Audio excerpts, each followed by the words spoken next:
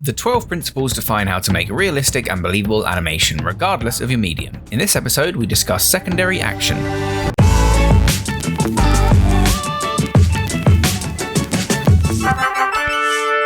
TipTut. So, let's talk about secondary action. Secondary action is less about animation specifically and more about storytelling.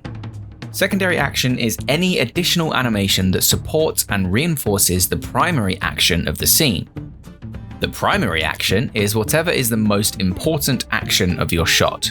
This could be a character pushing another character, like we saw in our anticipation episode. The act of pushing the character is the primary action. We use secondary action to make this animation more interesting. We want to convey that the character is heavy, so the wind up to the push would be a piece of secondary action that reinforces the push. Additionally, the character's facial expression as he pushes, building up in pressure before releasing, helps to sell the weight of the movement.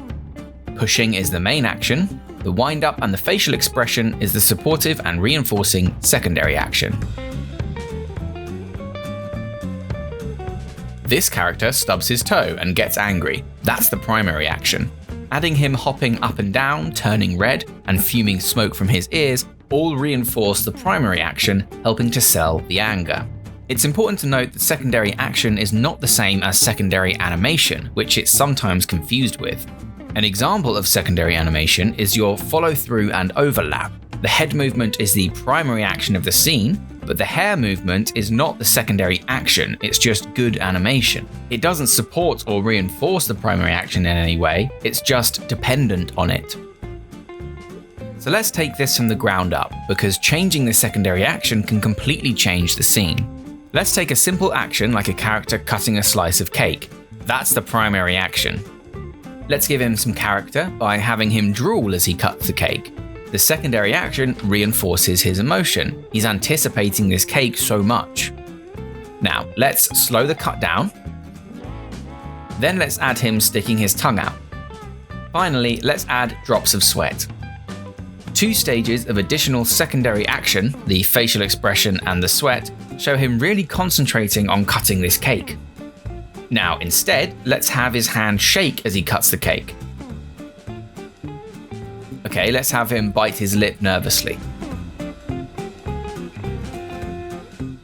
That's not enough. Let's have him cover his eyes and peek out from behind his hand.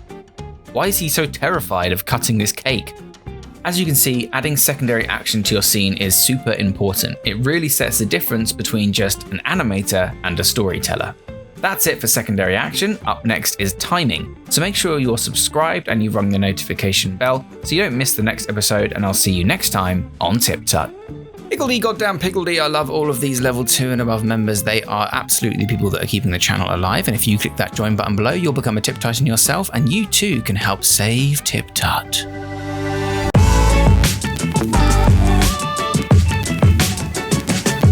Remember to subscribe for more tips, tricks, and tutorials. Thanks for watching.